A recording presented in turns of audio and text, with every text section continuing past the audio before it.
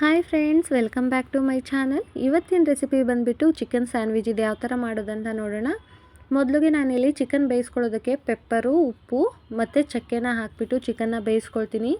Chicken ಬೆಂದಾದಮೇಲೆ ಅದನ್ನು ಚಿಕ್ಕ ಚಿಕ್ಕದಾಗಿ ಕಟ್ ಮಾಡಿ ಇಟ್ಕೊಂಡು ಅದರಲ್ಲೇ ಚಿಕ್ಕದಾಗಿ ಹೆಚ್ಕೊಂಡಿರೋ ಒಂದು ಈರುಳ್ಳಿನ ಆ್ಯಡ್ ಮಾಡಿಕೊಂಡು ಸ್ವಲ್ಪ ಕೊತ್ತಂಬರಿ ಸೊಪ್ಪು, ಮೊಯನೀಸು 2ರಿಂದ 3 ಟೇಬಲ್ ಸ್ಪೂನ್ ಅಷ್ಟು ಯೂಸ್ ಮಾಡಿ ಮತ್ತು 2 ಟೇಬಲ್ ಸ್ಪೂನು ಟೊಮೊಟೊ ಸಾಸ್ ಇಷ್ಟನ್ನು ಸೇರಿಸ್ಕೊಂಡು ನೀಟಾಗಿ ಮಿಕ್ಸ್ ಮಾಡ್ಕೊಳ್ಳಿ.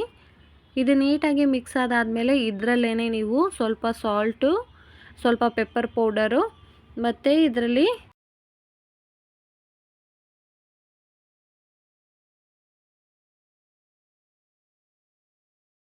ಹಾಫ್ ಲೆಮನ್ ಇಲ್ಲಾಂದರೆ ಫುಲ್ ಲೆಮನ್ ಜ್ಯೂಸ್ನ ಆ್ಯಡ್ ಮಾಡಿಕೊಂಡು ನೀಟಾಗಿ ಮಿಕ್ಸ್ ಮಾಡ್ಕೊಳ್ಳಿ.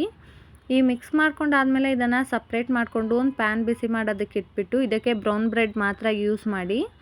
ಬ್ರೌನ್ ಬ್ರೆಡ್ನ ನಾನು 2 ಕಡೆ ತುಪ್ಪದಲ್ಲಿ ನೀಟಾಗಿ ರೋಸ್ಟ್ ಮಾಡ್ಕೊಳ್ತಾ ಇದ್ದೀನಿ. ರೋಸ್ಟ್ ಮಾಡಿರೋ ಬ್ರೆಡ್ಡನ್ನು ಇವಾಗ ಚಿಕನ್ ಸ್ಟಫ್ನ ನೀಟಾಗಿ ಸ್ಪ್ರೆಡ್ ಮಾಡ್ತೀನಿ ಬ್ರೆಡ್ ಮೇಲೆ.